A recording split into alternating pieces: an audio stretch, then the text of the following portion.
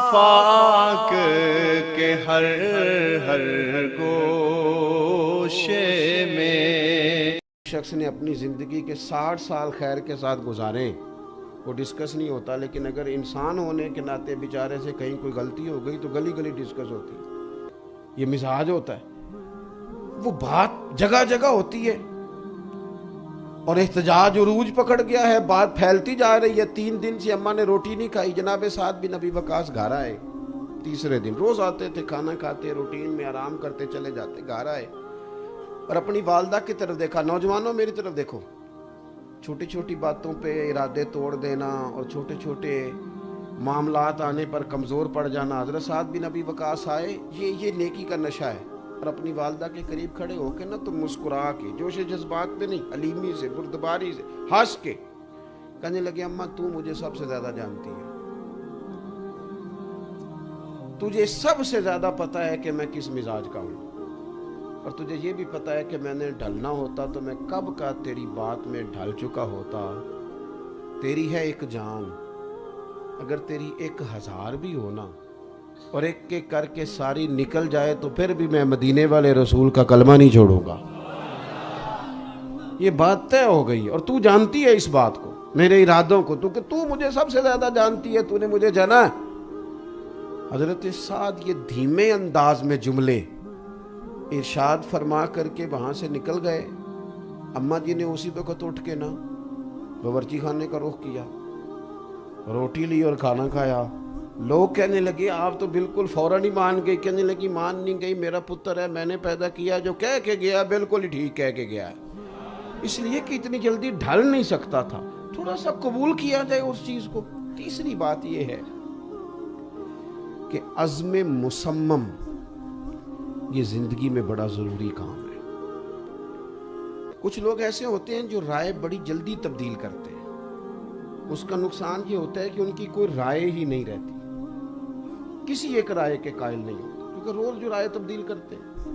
جو نظریاتی لوگ ہوتے ہیں نا، نظریاتی، وہ کسی خاص مزاج اور کسی خاص فکر کے لوگ ہوتے ہیں. وہ عزم مصمم والی زندگی گزارتے ہیں. وقت آتا ہے لوگ اس کو چیزوں کو قبول کرنا شروع کر دیتے ہیں.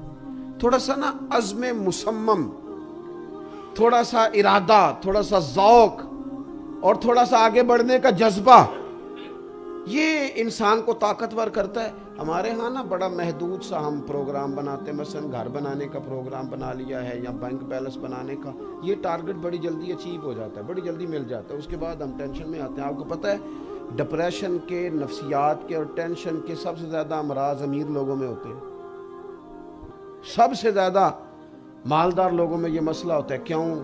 وہ اس لیے کہ اب ان کے پاس عملاً کرنے کو کوئی کام نہیں اور سارا دن بیٹھنا ہے اور بڑی آسودگی میں آرام سے بیٹھنا ہے، تو طبیعت بڑے سکون میں ہے تو پھر وہ ذہن الجھنا شروع ہو جاتا ہے. کوئی عملی طور پر تھکاوٹ کا سلسلہ نہیں رہتا. عزم مصمم ہو، زندگی میں بڑا ٹارگٹ ہو، انسان کچھ کر گزرنے کی بات کرے اور اس کی سوچ بڑی ہو، اس کا ارادہ تگڑا ہو.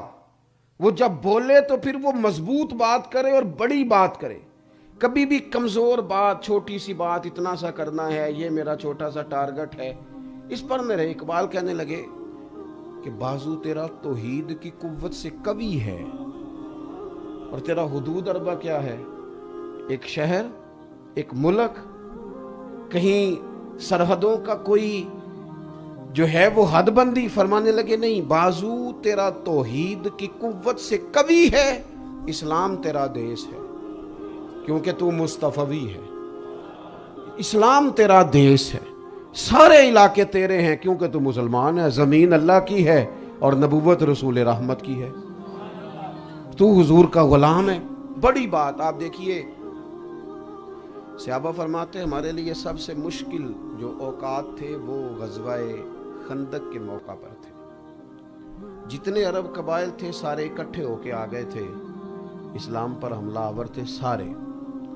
اور یہاں ماحول، زمینی حقائق یہ تھے کہ قحط کا دور تھا، پتھر باندھے لوگوں نے پیٹ پہ اور کڑاکے کی سردی اور اتنا بڑا لشکر حملہ آور ہے. حضور نے مشورہ کیا صحابہ سے. ہمارے ہاں لوگ مشورہ نہیں دیتے، حکم دیتے ہیں. ਕਹਿੰਦੇ ਜੇ ਮੇਰੀ ਮੰਨਣੀ ਨਹੀਂ ਸੀ ਤੇ ਫਿਰ ਮੈਨੂੰ पूछा क्यों सी? वो भाई आपसे मशवरा मांगा तो हुक्म। मशवरा वो होता है जो बल्कि सही हदीस में हमें मिलता है। एक सहाबी थे, ये आपने बात याद रखनी है। एक सहाबी थे तो उनकी अहलिया नाराज़ होकर चली गई, वो चाहते थे वापस आ जाएं, तो नबी पाक अलैहिस्सलाम ने ना उस खातून से कहा, खुद हुजूर ने, अन्नबी औला बिलमुमिनीना मिन अनफुसिहिम, हुजूर जानों के मालिक हैं। नबी पाक ने उस सहाबिया से कहा कि तेरा शौहर चाहता है कि तू लौट आए तो वापस चली जा। तो उसने अर्ज़ की, हुजूर मैं कनीज़ हूँ, आप हुक्म करें, जैसे कहेंगे मैं करूँगी, बस इतना फरमा दें कि ये हुक्म है कि मशवरा है। हुजूर इसमें गुंजाइश है मुझे मर्जी करने की या हुक्म है? तो महबूब ने फरमाया, नहीं ये मशवरा है, तुम चाहो तो जाओ, चाहो तो तुम ना जाओ, रब रसूल तुम्हें इख्तियार देते हैं। तो अर्ज़ की, हुजूर फिर मैं उनके साथ नहीं रहना चाहता, मुझे अलग कर दिया जाए।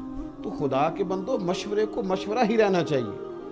यहाँ जंगे खंदक के मौके पर नबी अकरम सल्लल्लाहु ताला अलैहि वसल्लम ने सहाबा से मशवरा किया, तो जो बड़े बड़े लोग मशवरा देने वाले थे और बड़ी मजबूत राय वाले थे, आज हुजूर ने उनका मशवरा कबूल नहीं किया, बल्कि मशवरा कबूल किया सैयदना सलमान फारसी का रज़ी अल्लाह ताला अन्हु। हज़रत सलमान फारसी ने अर्ज़ की, हुजूर हमारे इलाके में खंदक खोदी जाती है और इतनी चौड़ी खोदी जाती है, उसमें आग जलाई जाती है कि तेज दौड़ के भी घोड़ा आए तो उसे फलांग ना सके, अगर वो खोद ली जाए तो फिर कैसा? तो महबूब ने फरमाया, बिल्कुल ठीक है, अब खंदक खोदनी है। तो सहाबा काम करने लगे, तो सिर्फ कारकुन नहीं करेंगे, सिर्फ शागिर्द मुरीद नहीं करेंगे, बल्कि रसूल करीम ने फरमाया, मुझे भी दो कुदाल। और सहाबा कहते हैं कि एक चट्टान ऐसी आई, जो मेरे उन्वान की बात है वो बात आ गई, एक चट्टान ऐसी आई, ये बुखारी मुस्लिम दोनों में हदीस मौजूद है, जो चट्टान टूटती नहीं थी हमसे, हमने कोशिश की, उस पर बड़ी ज़रबे लगाई, नहीं टूटती थी। फरमाते हैं हुजूर फरमाने लगे, मुझे दो ना थोड़ा। महबूब उतर गए और आलम ये था कि हमने एक एक पत्थर बांधा था पेट पर, हुजूर ने दो बांधे हुए थे। आपने मेरी बात पर गौर करना है, भूख से पेट पर पत्थर बांधे गए हैं, सारा कुफर हमला आवर है, कड़ाके की सर्दी है, हालात इंतहाई ज़ाहिरी तौर पर सहाबा कहते हैं हमारे लिए मुश्किलात वाले हैं, लेकिन हुजूर की सोच क्या है, उम्मत को सबक क्या दे रहे हैं? फरमाते हैं अल्लाहु अकबर कह के जब महबूब ने उस चट्टान पर हथौड़ा मारा ना पहला, तो पहला हथौड़ा मारते ही महबूब फरमाने लगे, लो भाई अल्लाह ने यमन की कुंजियां मुझे अता कर दी हैं, यमन फतह हो जाएगा, हमारा हो जाएगा। अल्लाह करे आपको समझ आए मेरी बात की। नहीं, अभी तो मक्का भी फतह नहीं हुआ, लेकिन महबूब कहां की बात कर रहे हैं? फरमाया यमन फतह होगा, आएगा। और फरमाते हैं जब महबूब ने दूसरी ज़रब लगाई, चट्टान कुछ और टूटी, तो फरमाया लो भी अल्लाह ने शाम की कुंजियां भी अता कर दी, ये भी हमारा हो जाएगा।